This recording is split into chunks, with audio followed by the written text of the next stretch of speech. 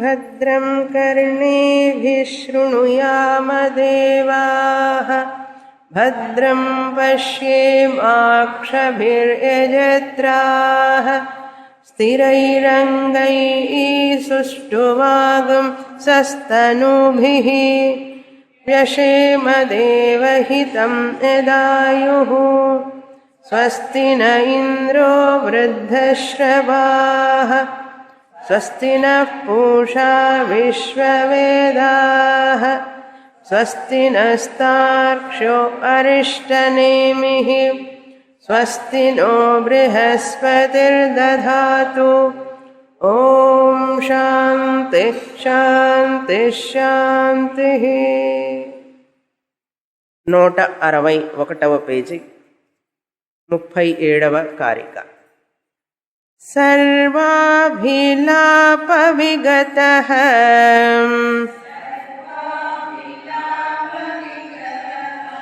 सर्वचिन्तासमुत्थितः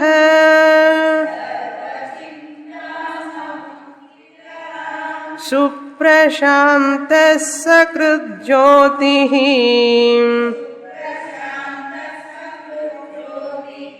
समाधिरचलो भयः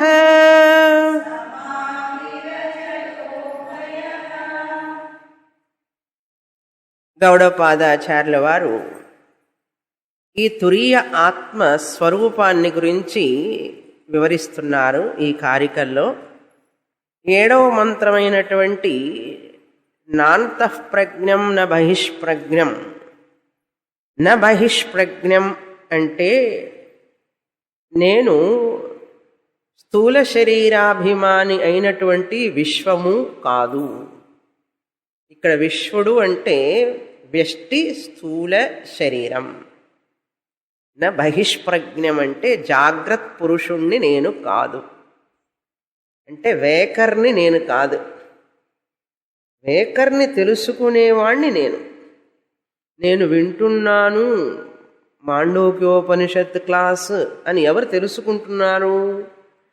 వినేదేమో స్థూల శరీరం ఇక్కడ కూర్చొని వింటున్నది, కానీ దాని లోపల తెలుసుకునే చైతన్యం తెలుసుకునేవాడి కంటే వేరు.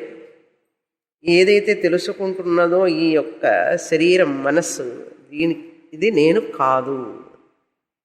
న బహిష్ప్రజ్ఞం న ఉభయతః ప్రజ్ఞం న అంతఃప్రజ్ఞం అంటే నేను తైజస్సుణ్ణి కూడా కాదు. అంతః ఉన్నటువంటి ప్రజ్ఞం అంటే కలలో మనస్సు తెలుసుకుంటోంది, మనస్సు కలని కల్పన చేస్తోంది కనుక అక్కడ జరిగేటటువంటి వ్యవహారం నేను సాక్షిగా ఉన్నాను, విట్నెస్సర్ని, సాక్షి మాత్రమే, కానీ నాకు ఆ కళతో సంబంధం లేదు.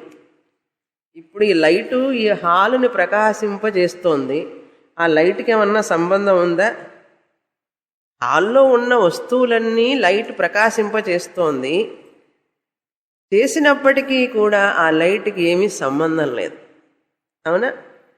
అదేవిధంగా కళని నేను ప్రకాశింపజేస్తున్నానే కానీ కళతో నాకు సంబంధం లేదు. అది సకృద్విభాతం అంటే అని విన్నాం పోయిన వారం. సకృద్విభాతం సకృత్ జ్యోతి అంటే ఏమిటి? జాగ్రత్త అవస్థలో జరిగేవన్నిటినీ కూడా నేను సాక్షిగా అన్నీ చూస్తూ ఉన్నాను, జరిగేవన్నీ నాకు తెలుస్తున్నాయి. కలలో కూడా స్వప్నంలో కూడా మనస్సు కల్పించిన కళని నేను సాక్షిగా చూస్తున్నాను.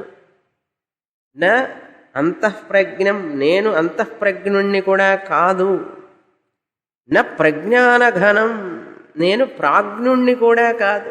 స్లీపర్ ప్రాజ్ఞుడు అంటే ఎవరు? నిద్రపోయే సుషుప్త పురుషుడు కూడా నేను కాదు.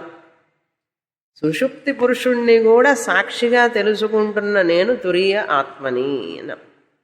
ఇటువంటి తురీయ ఆత్మ ఏం చెప్పారు? సర్వ అభిలాప విగత అన్నారు.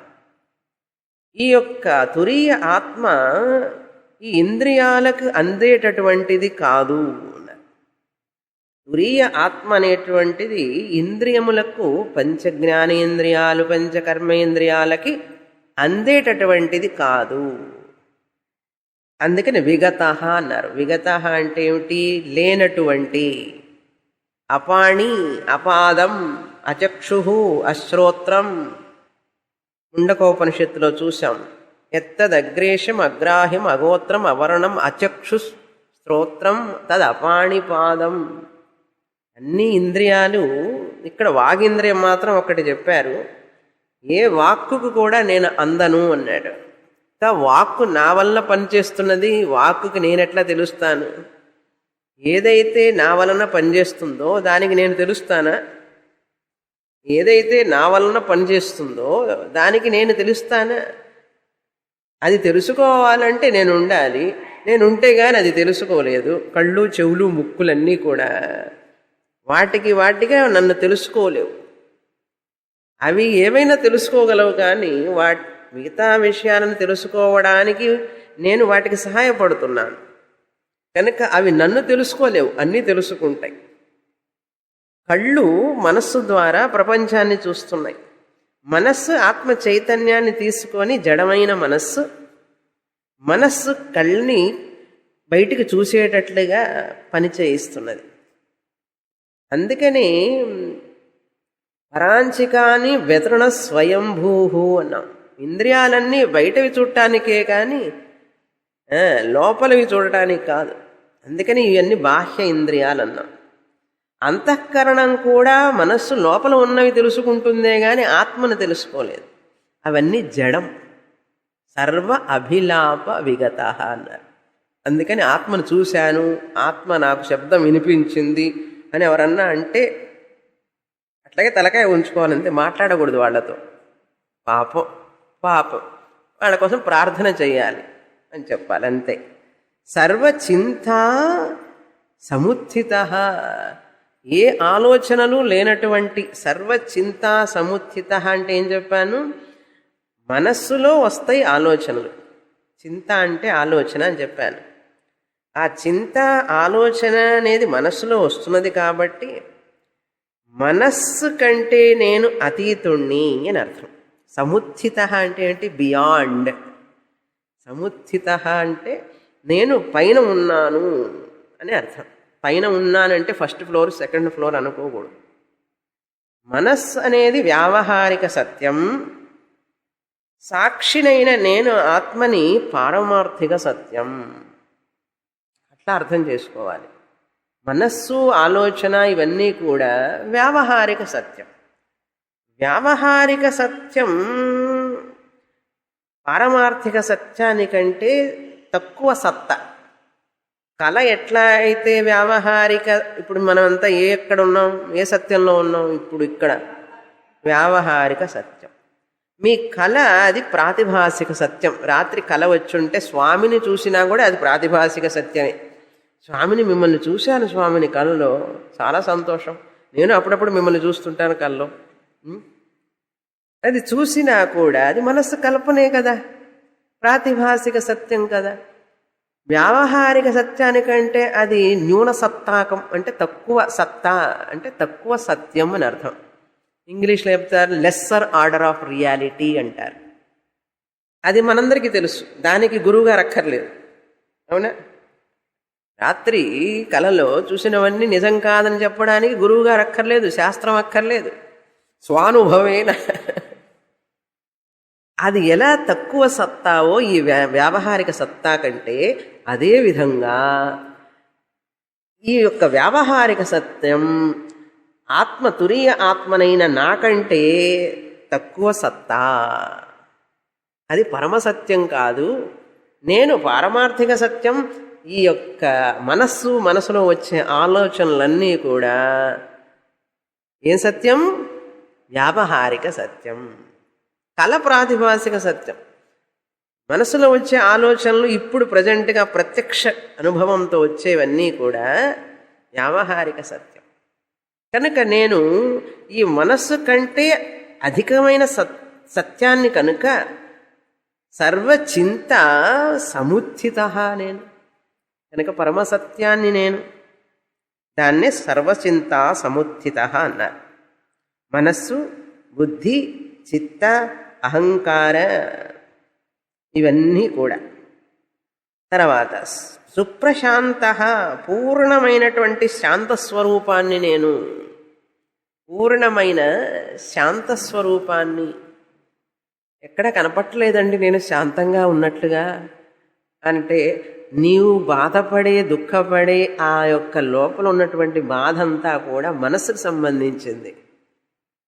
ఆ మనసులో జరిగేదంతా కూడా నువ్వు సాక్షి రూపంగా వాటిని ప్రకాశింపజేస్తున్నావు నిజంగా. అందుకే నా మనసులో దుఃఖం అన్నావు కానీ నేను దుఃఖం అన్నావా? నా మనసులో దుఃఖంగా ఉందన్నావు అంటే నువ్వు దుఃఖం కాదు కదా, నీ మనసులో ఉన్న దుఃఖం నువ్వు కాదు కదా, నువ్వు వేరు కదా. ఈ మాట చెప్పంగానే లోపలికి వెళ్ళిపోవాలి, గుండెల్లోకి ఈ మాట, బుద్ధిలోకి లోపలికి వెళ్ళాలి. అది అట్లకి వినేసి ఏదో చెప్పారనుకుంటాం. అంత పవర్ఫుల్ మాట తెలుసా అది. నా మనసులో దుఃఖం ఉంది, నాకు చాలా దుఃఖంగా ఉన్నది అన్నాడు. నాకు ఇల్లుందండి అన్నాడు. నువ్వు ఇల్లు కాదు కదా. నాకు మైలాపూర్లో ఇల్లుంది అన్నాడు. ఆలోచించాలి, ఇంటికి వెళ్ళి ప్రతి క్షణం ఆలోచించాలి. ఆలోచిస్తే జ్ఞానం వస్తుంది, ఆలోచించకపోతే దుఃఖం వస్తుంది. అది విషయం.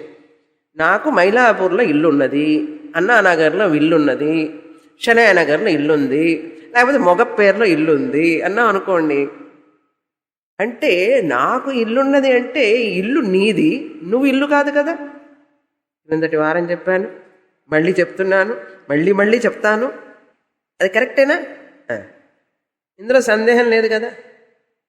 అంటే ఇల్లు వేరు, నువ్వు వేరు, అవునా? అప్పుడు ఇంటిలో వచ్చే బాధలన్నీ సమస్యలు. ఇంటికి ఉన్న సమస్యలు, ఇంట్లో రకరకాల సమస్యలు ఉంటాయి. ఆ ఇంటికి కిటికీ తలుపుల దగ్గర నుంచి వాకిల దగ్గర నుంచి రకరకాలు ఉంటాయి. ఎన్ని రిపేర్లు చేయించినా రిపేర్ వస్తూనే ఉంటుంది. ఇంటి రిపేర్ చేసేటప్పుడు డోర్ రిపేర్ చేస్తావు, పంపు రిపేర్ చేయిస్తుంటావు, ఎలక్ట్రికల్ వైర్స్ రిపేర్ చేయిస్తుంటావు. అవన్నీ నీ ఇంటికి సంబంధించిన సమస్యలా కాదా? అది అందరికీ అనుభవమే ఉంది, అందరూ చెప్పక్కర్లేదు. అద్దిల్లైనా సొంతిల్లైనా ఇంటికి రిపేర్ చేయిస్తూ ఉంటాం. నా ఇల్లు కనుక నేను ఉంటున్నాను కనుక నేను దాన్ని జాగ్రత్తగా చూసుకోవాలి కనుక చేయిస్తున్నాను. అవన్నీ చేయించేటప్పుడు దానికి జరిగేవన్నీ కూడా లోపాలన్నీ కూడా నీకేమైనా సంబంధం ఉందా? నిజంగా లేదు కదా. నీ ఇల్లు, నీ ఇంటికి కొన్ని సమస్యలు ఉన్నాయి, వాటికి రిపేర్ చేయిస్తున్నావు, అవునా? అంత మాత్రం చేత నువ్వు ఇల్లు కావు కదా. ఆ ఇంటికి ఉన్న సమస్యలు నీవి కావు కదా. ఇంటికి ఉన్న సమస్యలు ఎవరి సమస్యలు? ఇంటి సమస్యలు. అదేవిధంగా నా మనస్సు అన్నారు.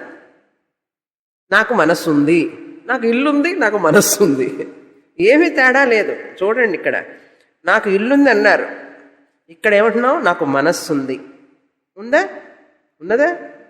నాకు మనస్సు ఉన్నది. ఈ మనస్సులో రాగ, ద్వేష, కామ, క్రోధ, ఈర్ష్య, అసూయ, ప్రేమ, కరుణ ఇవన్నీ పుడుతూ ఉంటాయి. ఒక్కొక్కసారి ఒక్కొక్క రకంగా ఉంటుంది మనస్సు, ఒక్కొక్కసారి ఒక్కొక్క రకంగా ఉంటుంది, మారుతూ ఉంటుంది. ఇల్లు మారటల్లా ఎప్పుడు ఒకే రకంగా ఉంటుందా? అయింది 20 ఏళ్ల క్రింద కట్టిన ఇల్లు తర్వాత ఎట్లా ఉంటుంది? 30 ఏళ్లకి, 40 ఏళ్లకి మారుతూ ఉంటుందా లేదా? అదేవిధంగా మనస్సు మారుతూ ఉంటుంది. మారటం దాని లక్షణం. నాకు మనస్సు ఉంది, ఆ మనస్సు మారుతూ ఉంటుంది. మారుతూ ఉండడం అంటే ఏమిటి? ప్రేమ ఆలోచనలు కాసేపు వస్తాయి, ద్వేష ఆలోచనలు కాసేపు వస్తాయి, కోపం ఆలోచనలు కాసేపు వస్తాయి, ఇన్ని రకాలు వస్తాయి. ఇవన్నీ ఎవరికి వస్తున్నాయి? మనసులో వస్తున్నాయి. నాకు మనస్సు ఉంది, మనసులో ఇవన్నీ వస్తున్నాయి. అప్పుడు కోపం వచ్చినప్పుడు ఏం చేస్తాం? తొందరగా దేవుడి దగ్గరికి వెళ్ళి, అయ్యా నాకు కోపం వద్దు, రిపేర్ అనమాట, రిపేర్ చేయించుకోవడం. ఇంట్లో బాధలు వస్తే రిపేర్ చేయించుకున్నట్టుగానే కోపం రాగానే అరుస్తాం. అరవంగానే వద్దు వద్దు అరవాకు అని చెప్తుంది, ఒక పక్కన అరుస్తూ ఉంటుంది. ప్రేమ వచ్చినప్పుడే వ్యక్తం చేస్తూ ఉంటుంది. నువ్వు అతి ప్రేమ చూపిస్తావు, అందుకనే వాడు ఎవరు చెప్పిన మాట వింటలేదు అంటుంటారు. ఇవన్నీ సమస్యలు వస్తూనే ఉంటాయి. ఇవన్నీ ఎవరికి సంబంధించినవి చెప్పండి? ఇప్పుడు మనస్సుకు సంబంధించినవి కదా. మీకు మనస్సు ఉందన్నారు, మనస్సులో బాధ ఉందన్నారు. మనస్సులో ఉన్న బాధ ఏమని చెప్పారు మీరు? నా మనస్సులో బాధ ఉంది అన్నారు. నేనెవరినప్పుడు స్వామిని ఇది ఆలోచించడానికి టైం ఎక్కడుంది? పొద్దున బ్రేక్ఫాస్ట్, మధ్యాహ్నం లంచ్, నైట్ డిన్నర్ వండి చెయ్యాలి, పెట్టాలి, పిల్లలందరికీ అయిపోయింది, మీరు చెప్పే మాటను ఆలోచించే టైం లేదన్నాడు. టైం లేకపోతే కష్టపడతాం, టైం ఇవ్వాలి. తినడానికి టైం లేదు స్వామిని, వంట చేస్తూనే ఉన్నాను అనండి, తినకండి. వంట చేయడమే పెట్టడమే సరిపోతుందండి నాకన్నాను. చేస్తూ పెట్టండి, తినకండి, ఏమవుతారు? శరీరం నశించిపోతుంది. తినకుండా ఉంటున్నామా? ఎంత బిజీగా ఉన్నా సరే నడుస్తూ తింటా, నడుస్తూ అయినా తింటాం కదా, నడుస్తూనే తాగుతాం కదా. కాస్తైనా నోట్లో వేసుకో అంటారు కదా, మనల్ని నోట్లో వేసుకోవాలి కదా, ఎందుకంటే రేపు మళ్ళీ వంట చేయాలి కదా. ఎలా చేస్తున్నారు? అదేవిధంగా ఎన్ని పనులున్నా, ఎన్ని బాధ్యతలున్నా, కుటుంబంలో ఎన్ని సమస్యలున్నా అవన్నీ ఒక మెట్టు, అవన్నీ ఒక పక్కన ఉంచండి. ఇవన్నీ నేను సక్రమంగా హాయిగా ఆనందంగా చెయ్యాలి అంటే అసలు నేనెవరిని అని తెలుసుకుంటేనే. రేపు వంట చేయాలంటే మళ్ళీ ఎలా నేను ఆహారం తింటే రేపు చేయగలను, లేవగలను. అదేవిధంగా మన జీవితంలో కూడా ఆనందంగా మన యొక్క పని నిర్వహణ చేసుకోవాలి అంటే మనం ఎవరమని తెలుసుకుంటేనే మన జీవితం ప్రశాంతంగా ఉంటుంది. అలా తెలుసుకోకుండా యంత్రంలాగా, అందులో కుడితి తొట్లో పడిన ఎలుకలాగా, అది చెప్పాలి కరెక్ట్ ఎగ్జాంపుల్ ఏంటంటే, కుడితి తొట్లో పడిన ఎలుకలాగా కుటుంబంలో పడి అవన్నీ అవసరం లేదు. నిజంగా కుటుంబంలో ఉంటూనే చక్కగా హాయిగా ఆనందంగా నీ పనులు నువ్వు చేసుకుంటూ ఉండొచ్చు. కానీ మనం ఏం చేస్తానంటే భ్రమలో పడిపోయి ఆ మనస్సే నేను అనుకొని, ఈ యొక్క బాంధవ్యాలు నేను అనుకొని అందులో పడిపోయి మనిషి దుఃఖంలో మునిగిపోయి జీవితాన్ని నరకప్రాయం చేసుకుంటున్నాడు. ఆనందంగా జీవించవలసిన జీవితాన్ని నరకప్రాయంగా చేసుకుంటున్నాడు. తన అజ్ఞానం వల్ల, తన అహంకారం వల్ల. ఈ అహంకారాన్ని అజ్ఞానాన్ని వదిలిపెడితే కానీ మన స్వరూపం మనకు తెలియదు. అజ్ఞానం, అహంకారం ఈ రెండు. అహంకారం వదిలిపెడితే కానీ అజ్ఞానం పోదు, అజ్ఞానం పోతే కానీ జ్ఞానం రాదు, జ్ఞానం వస్తే కానీ శాంతి సుఖం మనకు లభించవు. కనుక మనకు శాంతి, ప్రశాంతత, ఆనందం, జీవితం ఒక నందనవనం. జీవితాన్ని ఒక నందనవనంగా చేసుకోవాలంటే మార్గం ఏమిటి అంటే మనలో ఉన్నటువంటి అజ్ఞానం పోవాలి. అజ్ఞానం పోవాలి అంటే అసలు నాలో అజ్ఞానం ఉందని తెలుసుకోవాలి మనం. నా దుఃఖానికి నా అజ్ఞానమే కారణం. కనుక అజ్ఞానం పోవాలి అంటే ముందు అహంకారం పోవాలి. నాకు అన్నీ తెలుసు, వాళ్ళు చెప్పేదేంటి, నాకు తెలుసునేటటువంటి అహంకారం, గర్వం. మనిషిలో అహంకారం, గర్వం ఉన్నంతసేపు మనిషి ఏమీ తెలుసుకోలేడు. కనుక వినయం కావాలి, శ్రద్ధ కావాలి. శ్రద్ధ వినయం ఉన్న వ్యక్తికే, అంటే అహంకారం లేని వ్యక్తికే మనస్సు ఎప్పుడైతే సమాధి అన్నారు చూడండి, తర్వాత సమాధి సకృజ్యోతి. సకృజ్యోతి ఎప్పుడూ నేను నేను అహం అహం అని తెలుస్తూ ఉన్నది. జ్యోతి అంటే ఏమిటి? చైతన్య స్వరూపం. సకృత్ ఎల్లవేళలా నేను నేను అని తెలుస్తున్నది. తెలుస్తున్నదా లేదా? నేను మాండుక్యోపనిషత్ క్లాసు వింటున్నాను తెలుస్తున్నదా లేదా? క్లాసుకు రాకముందు మీరు నడుస్తూ ఉన్నారు రోడ్డు మీద, నేను నడుస్తున్నాను అని తెలుస్తున్నదా లేదా? ఇంటి దగ్గర ఉన్నప్పుడు నేను ఇంట్లో ఉన్నానని తెలుస్తున్నదా లేదా? ఎప్పుడు తెలియడం లేదు, ఎప్పుడు తెలుస్తూనే ఉంది. అదే సకృజ్యోతి అంటే. అర్థమైందా? తర్వాత సమాధి అన్నారు. రెండు అర్థాలు చెప్పాను సమాధికి. అంటే మనస్సు ఒక అర్థం ఏమిటంటే, ఏ సమాధి ద్వారా అయితే మనస్సు జ్ఞానాన్ని పొందుతుందో అది సమాధి అన్నాం. అంటే మనస్సు వేరే ఆలోచనల చేత నింపబడి లేకుండా ఉండడం.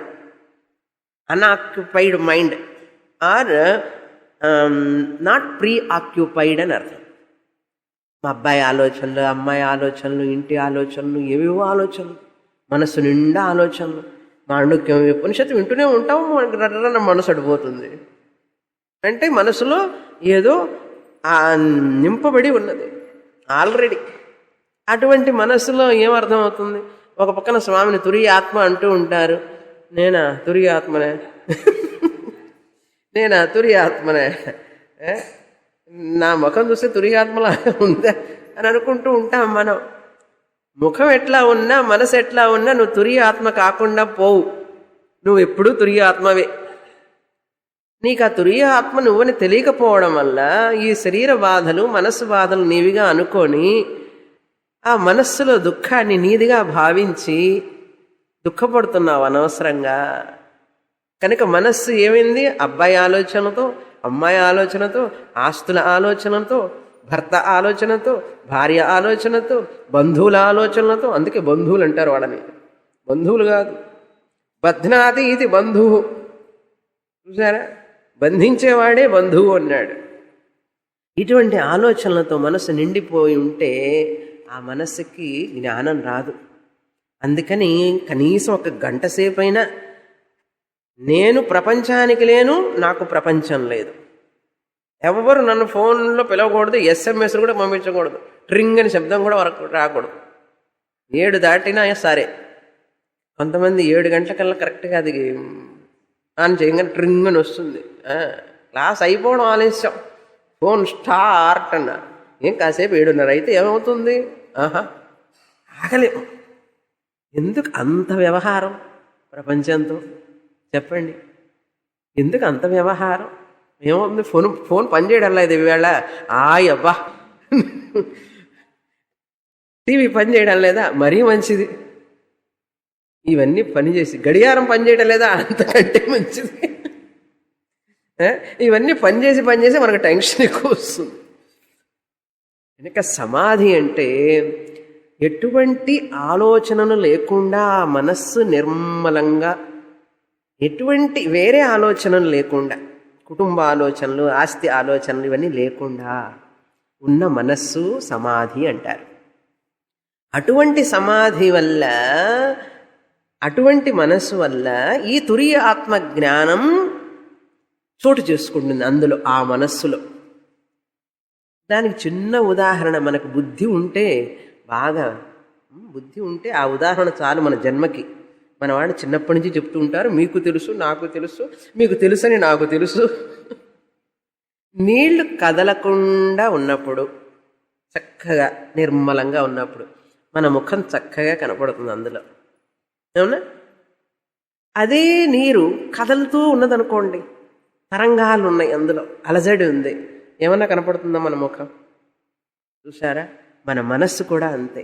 మన మనస్సు ప్రశాంతంగా ఉంటే, ఎటువంటి ఆలోచనలు ప్రీ ఆక్యుపైడ్ కాకుండా ఉంటే, ఆ మనస్సుకి త్వరగా తురియ ఆత్మజ్ఞానం వస్తుంది. కానీ చాలామందికి రాదు. ఎందుకంటే మనస్సు అన్నీ చేరుకొని కూర్చున్నాయి లోపల. స్క్రిబుల్డ్ బోర్డ్ అని చెప్పాను కదా, టీచర్ గారు వచ్చేటప్పటికి బోర్డు అంతా గజిబిజిగా రాసి ఉన్నది. టీచర్ గారు క్లాసులోకి రాగానే బోర్డు మీద అన్ని గజిబిజిగా రాసి ఉన్నాయి. ఆ గజిబిజిగా ఉన్న బోర్డు మీద, గజిబిజి అంటే తెలుసా? గజిబిజిగా ఉన్న బోర్డు మీద టీచర్ గారు రాస్తే ఏమన్నా అర్థమవుతుందా మనకు? అందుకని టీచర్ గారు వచ్చేటప్పటికి మనం ఏం చేస్తాం? శుభ్రంగా తుడిచి క్లీన్గా పెట్టాలి, అవునా? క్లీన్గా పెట్టినప్పుడు టీచర్ గారు అప్పుడు డేట్ వేస్తాం పక్కన, చక్కగా డెకరేట్ చేసి బోర్డు రెడీగా ఉంచుతాం. ఎందుకమ్మా, ఎందుకు అట్లా చేయాలి? రాస్తే రాయని, ఏమవుతుంది? పాపం క్రింద ప్రీవియస్ పీరియడ్ టీచర్ రాసి వెళ్ళింది పాపం అని తొడవచ్చా మనం? ఎంత ఇంపార్టెంట్ లెసన్ అయినా సరే నెక్స్ట్ క్లాస్ లెసన్కి క్లీన్ బోర్డ్ అంటాం. క్లాసులో కూర్చున్నప్పుడు మన మనస్సు కూడా క్లీన్ బోర్డు లాగా ఉండాలి, క్లీన్ బోర్డు లాగా ఉండాలి. ఏమండి, అక్కడంటే డస్టర్ పెట్టి చెడుపుతాం, ఇక్కడ ఏం చేయాలి? అక్కడైతే ఏదో డస్టర్ పెట్టి నీళ్లతోనో ఏదో వేసి తుడిచేస్తాం. కానీ అట్లా చేయడానికి సాధ్యం కాదే మనస్సుని. ఈ మనస్సు అనే నల్ల బోర్డు ఉంది చూసారా, బ్లాక్ బోర్డు, దీన్ని ఏ డస్టర్తో తుడుస్తాం? అందుకే దాన్ని డస్టర్ అన్నారు చూసారా. డస్టర్ అంటే ఏమిటి? డస్ట్ని తుడిచేది డస్టర్. ఇప్పుడు ఏది డస్టరో తెలుసా? క్లాసే డస్టర్. క్లాసులో కూర్చొని వింటూ ఉంటే చిన్నగా గురువుగారు అంతకుముందు మనసులో ఉన్నటువంటివన్నిటి కూడా తుడుస్తూ ఉంటారు. లేదా ఇంట్లో మనం చేసే జప, పూజ, ధ్యానం ఇవన్నీ కూడా మనకు డస్టర్ లాగా ఉపయోగపడతాయి. మన మనస్సుని ఏకాగ్రం ఉంచుతాయి. లేకపోతే ఇంకా మంచి పని ఏంటంటే 14 సంవత్సరాలుగా చెప్తున్నాను కదా, ఆ చెప్పినవన్నీ పాఠాలు ఉన్నాయి కదా సీడీల రూపంలో, క్యాసెట్ల రూపంలో, అవి రోజు ఆన్ చేసి ఇదే పని అది వింటూ ఉన్నామంటే మనసులో ఉన్న డస్ట్ అంతా పోతుంది. అంటే ప్రీ ఆక్యుపేషన్ పోతుంది మనసులో నుంచి. మనసులో ఏముంటాయి ఇంకప్పుడు? First chapter, second chapter, third chapter ఏది చూసినా అది నాకు తెలుసు, నేను విన్నాను అనిపిస్తుంటుంది ఎక్కడో. ఇప్పుడు వింటే కదా మనం విన్నాం అనుకోండి, మనసులో అవే ఉంటాయి. అప్పుడు గురువుగారు చెప్పేది టాలీ అవుతూ ఉంటుంది ఒక్కొక్కటి. అక్కడ చెప్పారు, ఇక్కడ చెప్పారు, అది కరెక్ట్ అనిపిస్తుంది. ఇప్పుడు మన మనసులో ఏమున్నాయి? ఏమేమో ఉన్నాయి, శాస్త్రం తప్ప. అట్లా ఉందనుకోండి, కాదు. అంటే నేను చెప్పేదానికి మనసులో ఉన్నదానికి టాలీ అవ్వదు. అందుకని నేను క్యాసెట్ల రూపంలో, సీడీల రూపంలో పెట్టించాను. చాలామంది కొనుక్కున్నా కూడా అవి ఎక్కడున్నాయో వాళ్ళకే తెలియదు. కొనుక్కున్న వాళ్ళు వినరు, కొన్నవాళ్ళు వినరు, కొనుక్కొని ఇంట్లో పెట్టుకున్న వాళ్ళు కూడా పాపం అవి నేనేం కొన్నానో నాకే గుర్తులేదను. అలా కాదు, కొన్న తర్వాత అవి రెగ్యులర్గా వింటూ రాస్తూ ఉంటే వ్రాయిగా మన మనస్సులో పదిలపడతాయి. అప్పుడేమవుతుంది, గురువుగారు చెప్పేది టక్కన అక్కడ కనెక్షన్ వస్తూ ఉంటుంది. ఏరియల్ కనెక్షన్ ఉంది చూసారా, అట్లా వస్తూ ఉంటుంది. ఇంటి దగ్గర మనం ఎంత అభ్యాసం చేస్తున్నాం. మీ నోట్స్ అన్నా చదువుకోండి. నా సీడీలు క్యాసెట్లు వినకపోతే నోట్స్ అన్నా చదువుకోవచ్చు. మీ నోట్స్ మీరు ఒక టేప్ రికార్డర్ ఉంటే బోలెడు క్యాసెట్లు ఉన్నాయి, అవి తీసుకెళ్ళి క్యాసెట్కి ₹2 వారానికి ఎన్ని డబ్బులు ఖర్చు పెడుతున్నాం? ఆ ₹2 పెడితే కొన్ని కోట్ల విలువైనటువంటి శాస్త్రం మన చెవుల్లో నుంచి లోపలికి వెళుతుంది. అది వినడానికి కూడా మనకు వినాలనే శ్రద్ధ కూడా లేదు. కొన్ని క్యాసెట్లు, సీడీలు పెట్టుంచు, నువ్వు ఇంటి దగ్గర కూర్చొని స్వామిని చెప్పినవన్నీ పోయిన వారం ఏం చెప్పారు, కొన్ని నిధిధ్యాసనం చేస్తావా, ఏదో ఒకటి చెయ్యి. క్యాసెట్ అన్నా విను, సీడీ అన్నా విను, నువ్వు రాసిన నోట్స్ అన్నా విను, లేదా కూర్చొని మళ్ళీ ఏం చెప్పారన్నా చదువు ఒకసారి. ఏదో ఒకటి చెయ్యాలి. లేకపోతే ఫ్రెష్గా ఉంటుంది. నెక్స్ట్ క్లాసు ఫ్రెష్గా ఉంటుంది. సమాధి అంటే ఏమిటో అర్థమైందా? ఎప్పుడు కూడా శాస్త్రమే రింగ్ అంటూ ఉండాలి మనస్సులో. అది సమాధి అంటే. రెండో అర్థం ఏం చెప్పాను? సమాధి అంటే అన్నిటికీ ఆధారమైనటువంటిది. సమ్యక్ అధీయతే అస్మిన్. బంగారం ఆభరణాలన్నింటికి ఆధారం. మట్టి పాత్రలన్నిటికీ ఆధారం. అదేవిధంగా ఆత్మ అనేది సర్వానికి ఆధారం. అది సమాధి అంటే.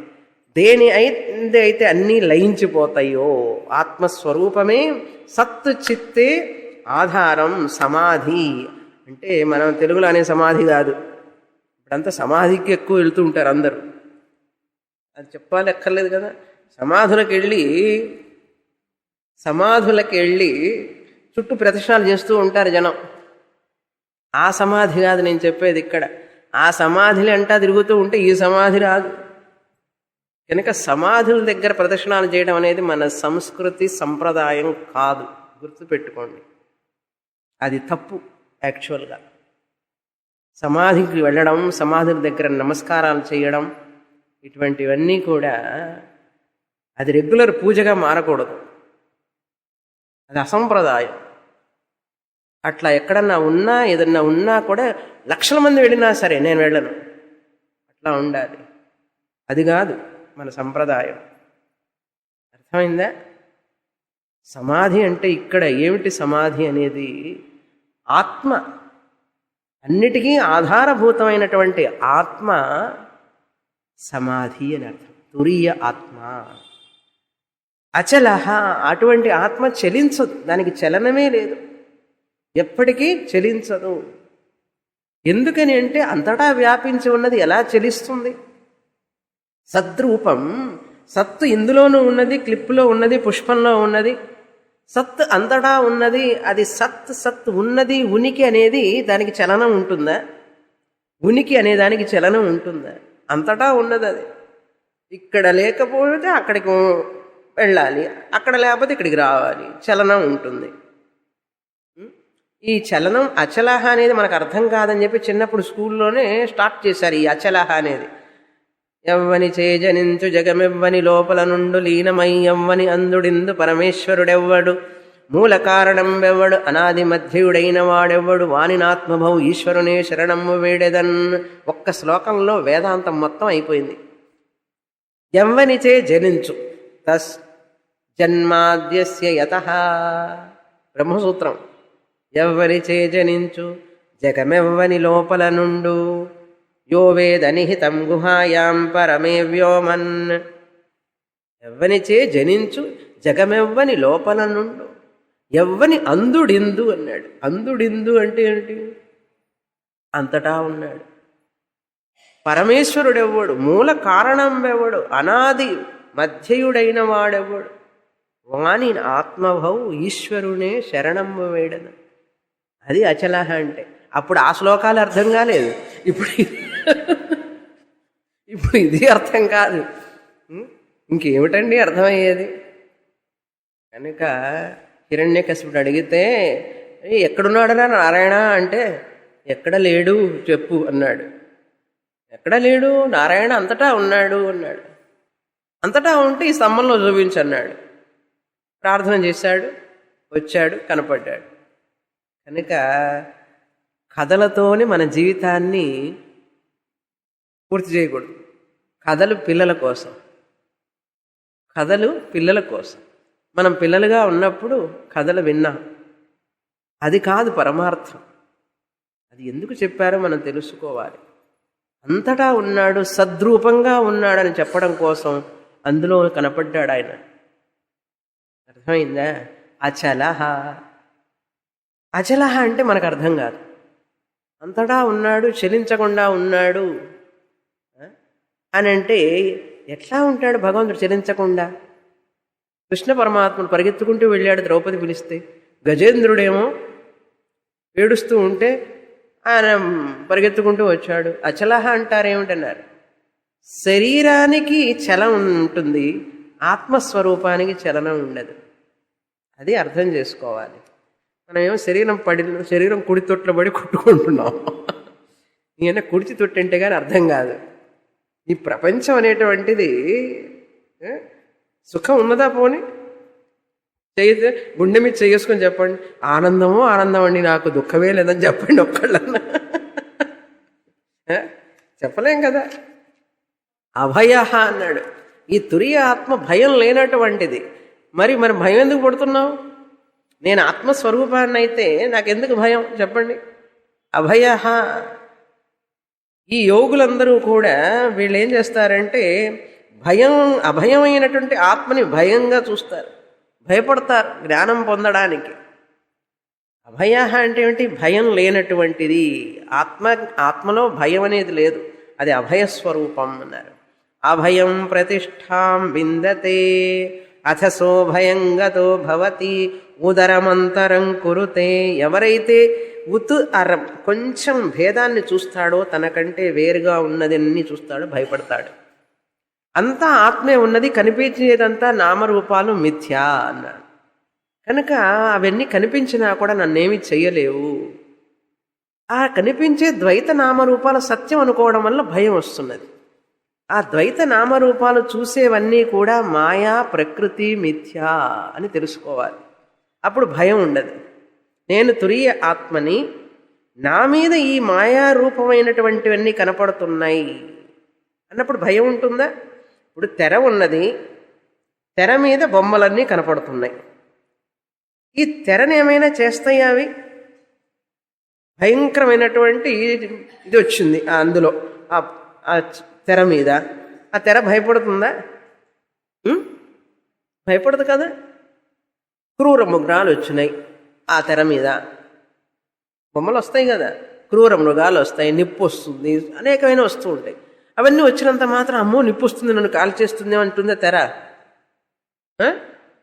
ఎందుకని ఎందుకని ఆ బొమ్మలో వచ్చే నిప్పు ఎందుకని తెరని కాల్చదు చెప్పండి? సత్యం కాదు కనుక, మిథ్య కనుక అవేమీ చెయ్యలేవు, తెరని ఏమీ చేయలేదు. అప్పుడు తెర భయపడాలా వాటిని చూసి? భయపడక్కర్లేదు కదా. ఎందుకంటే అవన్నీ సత్యం కాదు, వస్తూ పోతూ ఉంటాయి, కనపడుతున్నాయే కానీ సత్యం కాదు. ఏం చెప్పాలి? కనపడుతున్నాయే కానీ సత్యం కాదు. ఎలా కనపడుతుంది? నిప్పు నిప్పుగానే కనపడుతుంది. నిప్పును చూసేటప్పుడు మీరు నిప్పు బొమ్మను చూస్తారా? నిజంగా కనపడుతుంది, చక్కగా కనపడుతుంది, అదే కలర్, హీట్ ఉండదు. అయితే అవన్నీ అలాగే న్యాచురల్గా కనపడతాయి. న్యాచురల్గా కనపడకపోతే మనం చూస్తామా ఏమిటి? ఎంత న్యాచురల్గా తీశాడండి అంటామా లేదా? ఎంత న్యాచురల్గా తీశాడండి ఏమండి? ఎంత న్యాచురల్గా తీసినా తెరని ఏమన్నా తాకుతాయా వెళ్ళి? కారణం ఏం చెప్పారు? అవన్నీ సత్యం కాదు.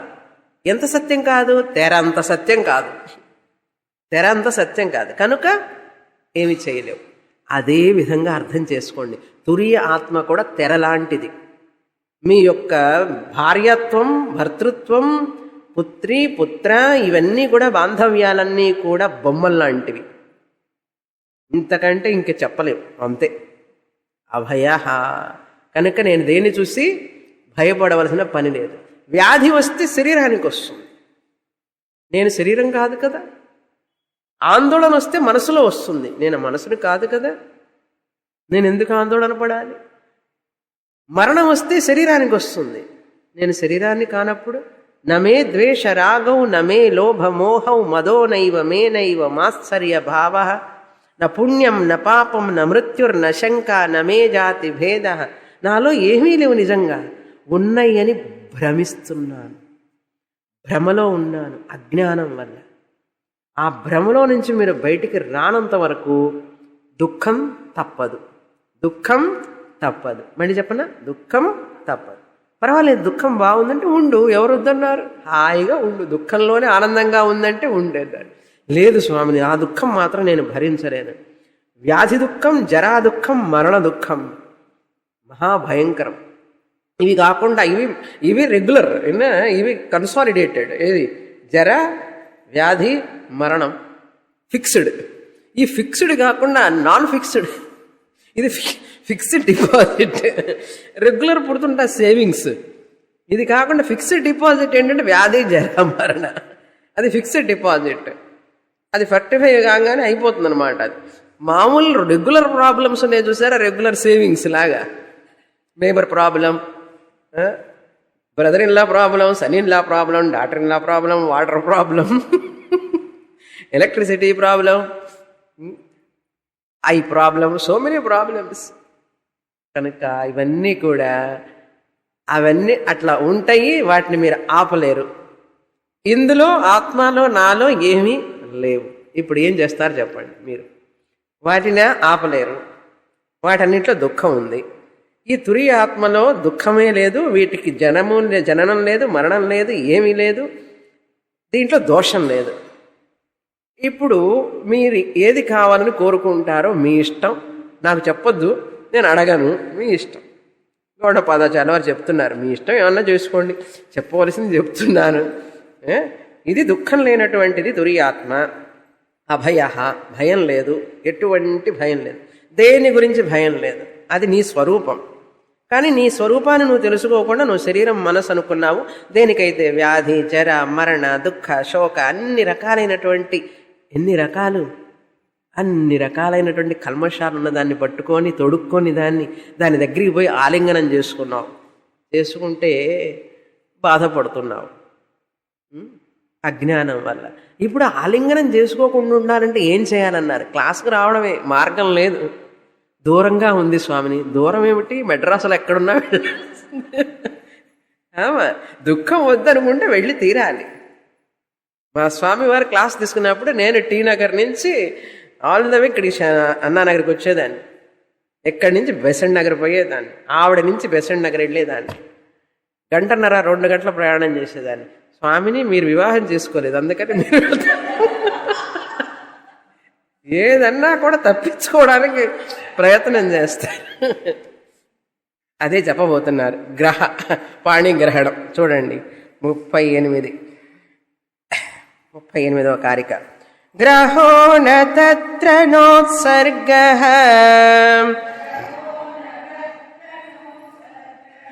చింతా యత్ర న విద్యతే ఆత్మసంస్థం తదా జ్ఞానం అజాతి సమతాంగతం.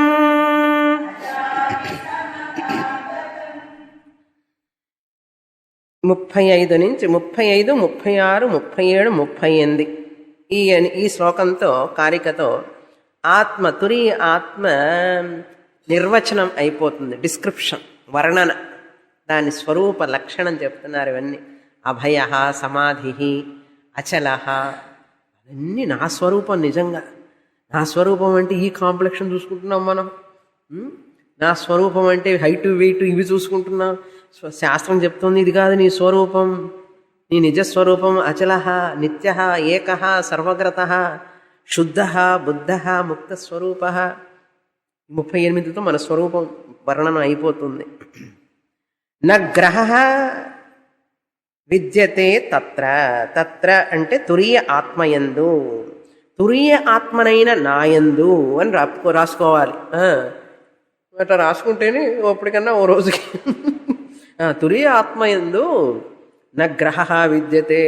తురీయ ఆత్మనైన నాయందు, నాయందు అంటే లక్ష్యార్థమైనటువంటి నా స్వరూపమునందు, సత్చిత్తునందు ఏముండదు. గ్రహ న విద్యతే. గ్రహ అంటే తీసుకోవడం. గ్రహ అంటే తీసుకోవడం, ఉపాదానం అంటారు. తీసుకోవడం, గ్రహించడం. అందుకని పాణిగ్రహణం అంటారు. చూసారా, ఆవిడ చెయ్యిని ఈయన పట్టుకుంటాడు, ఈయన చెయ్యిని ఆయన పట్టుకుంటాడు. అది పాణి గ్రహణం. అది గ్రహణం తర్వాత అసలు గ్రహణం అవుతుంది. ఏ గ్రహణం అవుతుందో తెలియదు. కనుక తురీయ ఆత్మలో ఇలా పట్టుకోవడం, గ్రహించడం అంటూ ఏమీ లేదు. పోనీ వదిలిపెట్టడం ఉంటుందా అన్నాడు. వదిలిపెట్టడం ఉండదు. నో విసర్గ. న విసర్గ అంటే ఏంటి? వదిలిపెట్టడం అన్నాడు. న విద్యతే. తురీయ ఆత్మందు తీసుకోవడము లేదు, ఇవ్వడము లేదు. తీసుకోవడం లేదు, వదలటము లేదు. ఇప్పుడు తీసుకునేవి వదిలేవన్నీ కూడా ఎవరు చేస్తున్నారు? అనాత్మ శరీరం, మనస్సు చేస్తున్నాయి. కనుక నిజమైన నా తురీయ ఆత్మయందు ఏది తీసుకోవడం, గ్రహించడము లేదు, వదిలిపెట్టడము లేదు. అది సంభవించదు అసలు. నేను తురీయ ఆత్మని హయ్యర్ ఆర్డర్ ఆఫ్ రియాలిటీ, ఇదేమో లోవర్ ఆర్డర్ ఆఫ్ రియాలిటీ. కళలో వస్తువులన్నీ తీసుకుంటారా ఇప్పుడు? ఏమండి, కళలో వస్తువులు తీసుకోండి. ఎందుకని? నిజం కాదు కదా. ఏమంటే నిజమైతే ఎంత బాగుండేది, 1,00,000 రూపాయలు వచ్చినాయి నిన్న కళలో. తీసుకోలేరు. ఎందుకని తీసుకోలేరు?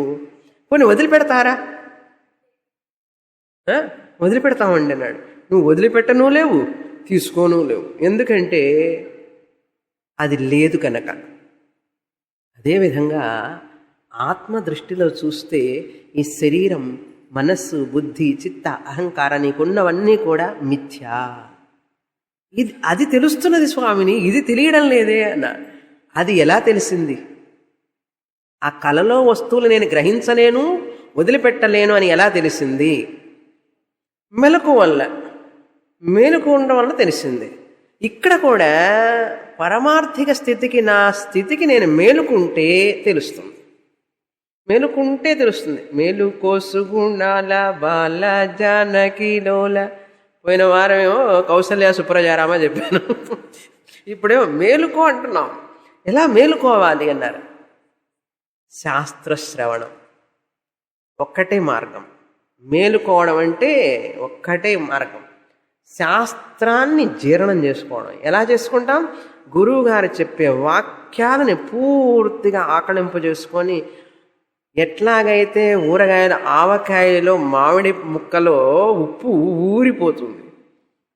ఏమండి ఉప్పు ఊరిందా అండి అని అడుగుతుంటే చూసారా? ఉప్పు పట్టిందా బాగా? ముక్కలకు ఉప్పు బాగా పట్టిందా అంటే ఏమిటి? ఎక్కడ పట్టుకున్నా ఉప్పే. అదేవిధంగా ఎక్కడ ఏ మాట చూసినా శిష్యుడికి ఎట్లుండాలి ఇప్పుడు?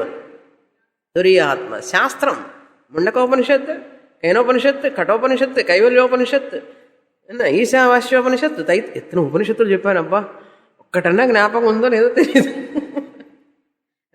ఇన్ని ఉపనిషత్తులు ఎంత జ్ఞాపకం ఉంది మనకు చెప్పండి. ఇప్పుడు భగవద్గీతలో ఎన్ని అధ్యాయాలు ఉన్నాయి? ఏ శ్లోకం స్థిత ప్రజ్ఞ లక్షణాలు? 12వ అధ్యాయంలో ఏం చెప్పారు? 13వ అధ్యాయంలో ఏం చెప్పారు? ఎంతమందికి తెలుసు మనకు చెప్పండి?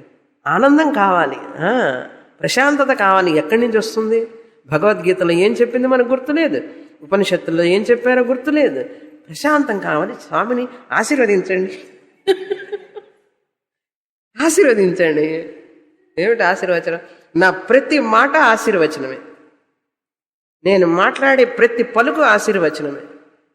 నిజంగా అర్థం చేసుకుంటే గురువు పలికే ప్రతి వాక్యం ఆశీర్వచనమే. నిజమైన ఆశీర్వచనం అదే.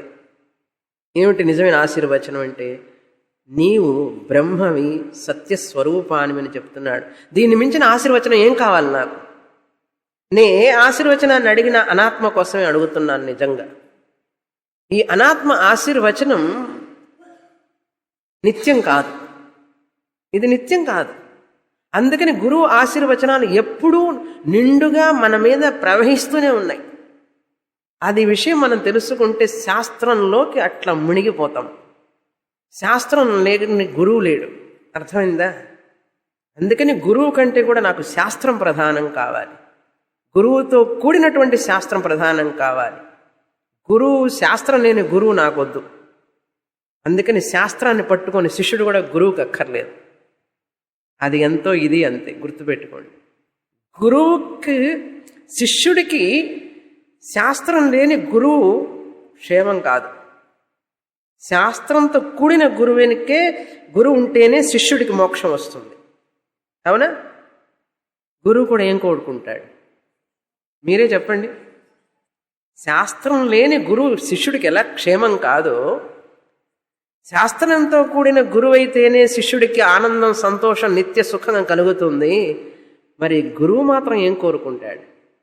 శిష్యుడు శాస్త్రంలోనే ఉంటూ, శాస్త్రాన్ని చదువుతూ, శాస్త్రాన్ని అర్థం చేసుకుంటూ, శాస్త్రం యొక్క ఫలాన్ని పొంది, తన ఈ జ్ఞానాన్ని పొంది ఆ శిష్యుడు ఆనందిస్తూ ఉంటే గురువుకి ఎంత ఆనందంగా ఉంటుంది చెప్పండి మీరే. గురువుకి ఏం కావాలి నిజంగా? అర్థమైందా? ఇప్పుడు ఇంకా అంతకంటే చెప్పను, చాలా లోతుగా చెప్పను ఇప్పటికే.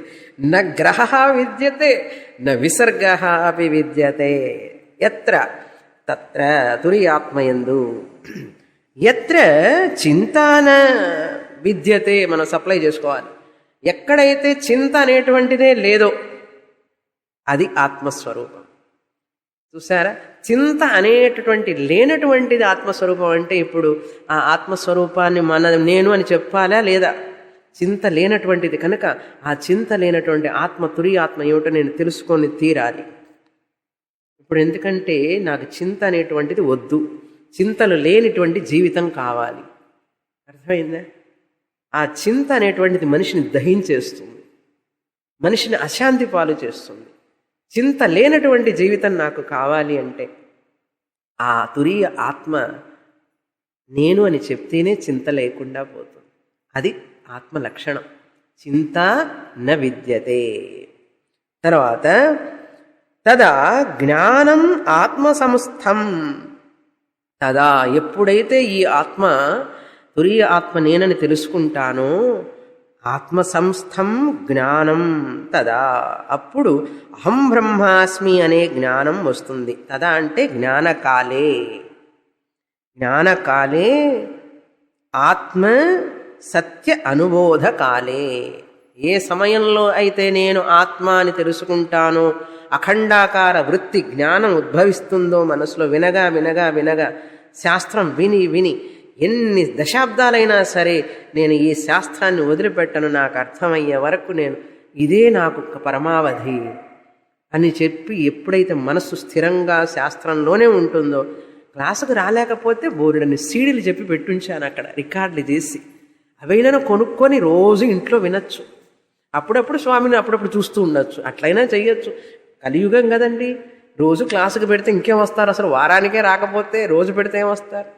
రోజు గురువు దగ్గర కూర్చొని వింటే వచ్చే జ్ఞానం ఇది. రోజు గురువు దగ్గర కూర్చొని గురువు బోధిస్తుంటే విని జ్ఞానాన్ని పొందారు మన వాళ్ళందరూ పరంపరలో. ఇప్పుడు ఏమిటి మనకు వారానికి ఒక్క క్లాసు, అది కూడా అప్పుడప్పుడు వెళతాం. గురువు మాత్రం రెగ్యులర్గా వస్తారు, మనం మాత్రం. నేను మీ అందరికీ ఈ యొక్క విలువ తెలియడం కోసం చెప్తున్నాను. మీ అందరి కష్టాలు నాకు తెలుసు, మీరందరూ ఎంత బాధ్యతలో ఉన్నారో నాకు తెలుసు. మీరు కూడా శాస్త్రం సీరియస్నెస్ కొంచెం తెలుసుకోవాలి కదా అప్పుడప్పుడు. కనుక మనకు ఈ జ్ఞానం ఏర్పడాలి అంటే మనం నిత్యం శాస్త్రంలో ఉంటూ ఉండాలి. నిత్యం ఉండాలి అంటే ఏం చేయాలి? ఆ చెప్పినటువంటి సీడీలన్నీ రోజుకు కొన్ని గంటలు ఈ సమయాన్ని దీనికి ఇచ్చి అది వింటూ రాసుకుంటూ చక్కగా చేస్తూ ఉంటే మనం ఈ వినేది కొంచెం వారానికి ఒక్క క్లాసు వింటున్నాం, మిగతా సమయం అంతా శాస్త్రం లేకుండా పోతుంది. అందుకని వినాలి, చక్కగా వింటూ రాసుకుంటూ చేస్తూ ఉంటే మనకు ఆ ఆనందం, జ్ఞానం. ఆత్మసంస్థం అన్నారు చూడండి. ఆత్మసంస్థం అంటే ఏమిటి? ఆత్మసంస్థం భవతి అంటే మన మనస్సులో పదిల పడుతుంది అని అర్థం. మన మనస్సులో అహం బ్రహ్మాస్మి అనే జ్ఞానం ఏర్పడుతుంది.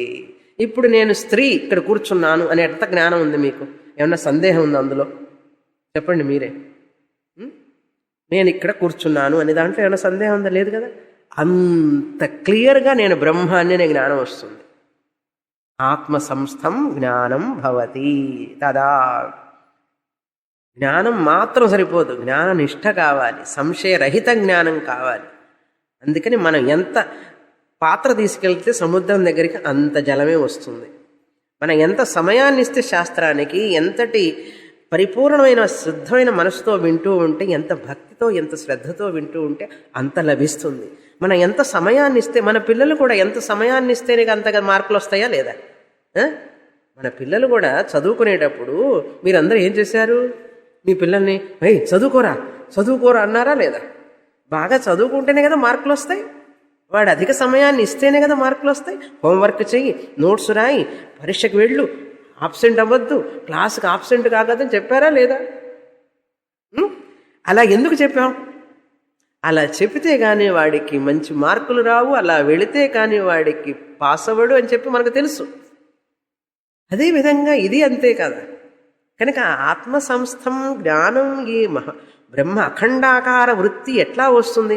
మనం ఇచ్చే సమయాన్ని బట్టి, మనం చదివేదాన్ని బట్టి, మన యొక్క మనస్సు ఎంత కేంద్రీకృతమవుతున్నది అనే విషయాన్ని బట్టి తెలుస్తుంది.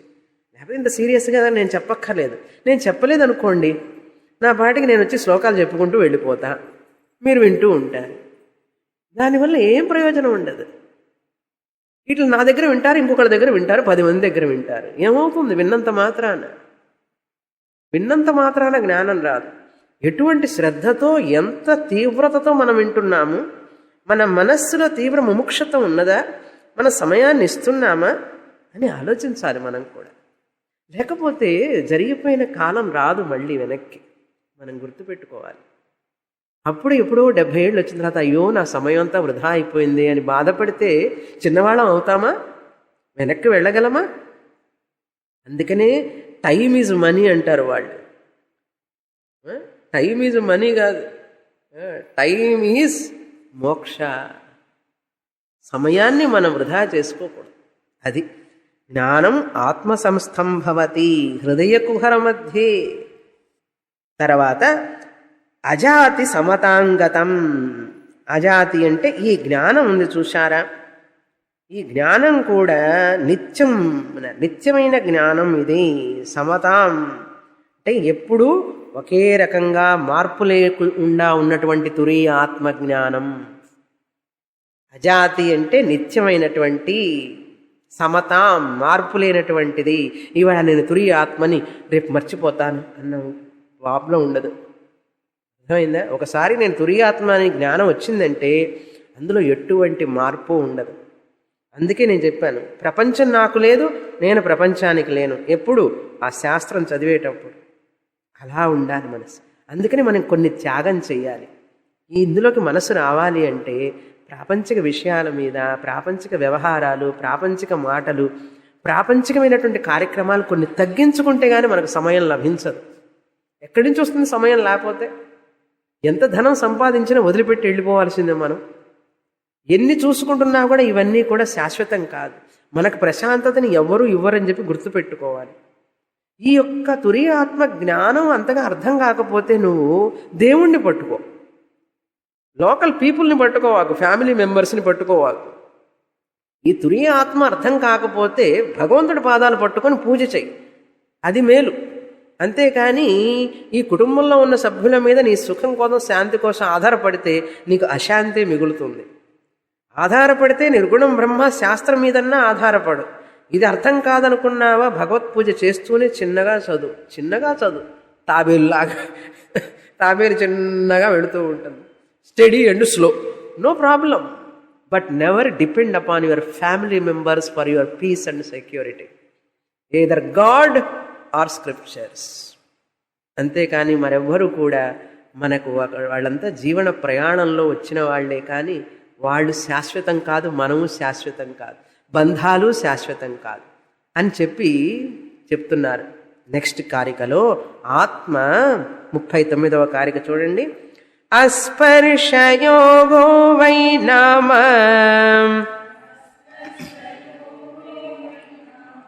దుర్దర్శం సర్వయోగిభిః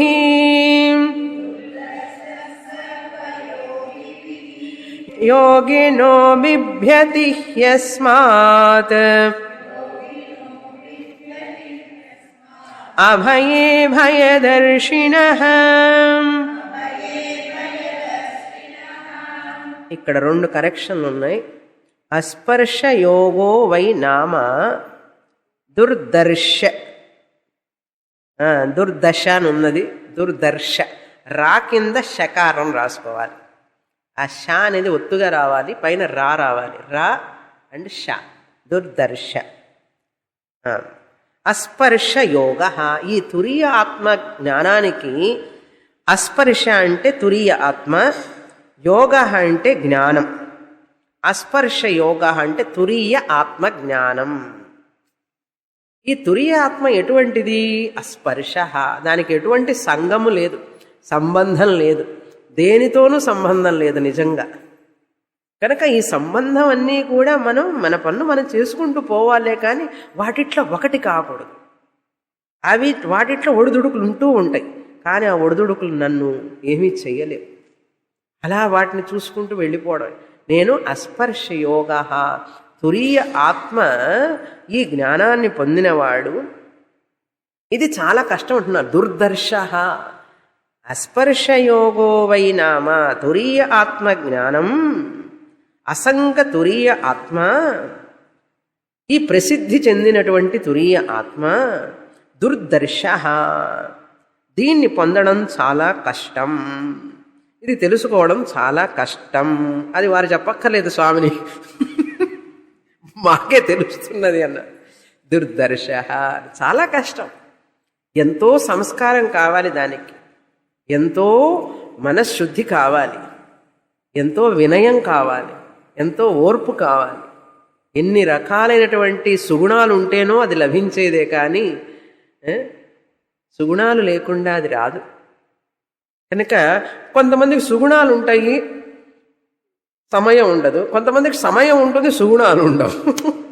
సమయము ఉండాలి, సుగుణాలు ఉండాలి. సాధన చతుష్టయ సంపత్తి పూర్తిగా ఉంటే ఈ ప్రసిద్ధమైనటువంటి, అది కష్టమైనప్పటికీ కూడా అసాధ్యమని చెప్పలేదే. ఏది కష్టం కాదు? లెక్కలు కష్టమా కాదా? లెక్కలు చేయడం కష్టమా కాదా? ఇంగ్లీష్ కష్టమా కాదా? అన్నీ కష్టమే. వంట చేయడం కష్టమా కాదా? చాలా కష్టం స్వామిని అన్నారు. చేయంగా అలవాటు అయిపోతుంది ఏదైనా సరే, అర్థమైందా? కానీ అసాధ్యం అని చెప్పలేదు. చూసారా? ఆ కష్టతరమైనటువంటి దానికి తగినట్లుగా మనం ప్రిపేర్ అవ్వాలి. అరే కష్టంగా ఉంటుంది, రేపు పేపర్ అన్నప్పుడు వాడు ఎలా చేయాలి? ఎంతో కష్టపడతాడు. మనం మాత్రం దుర్దర్శ. కష్టమైనటువంటి ఈ శాస్త్రాన్ని చదవడానికి మనం తయారు కావాలి. అంత తయారైతేనే మనకు ఇది వస్తుంది. అంత కాకుండా ఊరికినే రాదండి. ఏది ఊరికినే రాదు. నెల జీతం ఊరికినే వస్తుందా ఏమిటి? గుడ్డు చాకరీ చేస్తే ఉదయం నుంచి సాయంత్రం దాకా పోయి తిండి తిప్పలు లేకుండా చేస్తే కదా జీతం ఇస్తున్నాడు. కష్టం లేకుండా ఏదొస్తుందండి? కష్టే ఫలి అన్నారు. కనుక కష్టపడాలి. ఇంటికి వెళ్ళి ఏం చేస్తారు? మళ్ళీ రివైజ్ చేసుకోవాలి. పూర్ణమదః పూర్ణమిదం పూర్ణాత్ పూర్ణముదచ్యతే పూర్ణస్య పూర్ణమాదాయ పూర్ణమేవావశిష్యతే. ఓం శాంతి శాంతి శాంతి. హరి ఓం. శ్రీ గురుభ్యో నమః. హరి ఓం.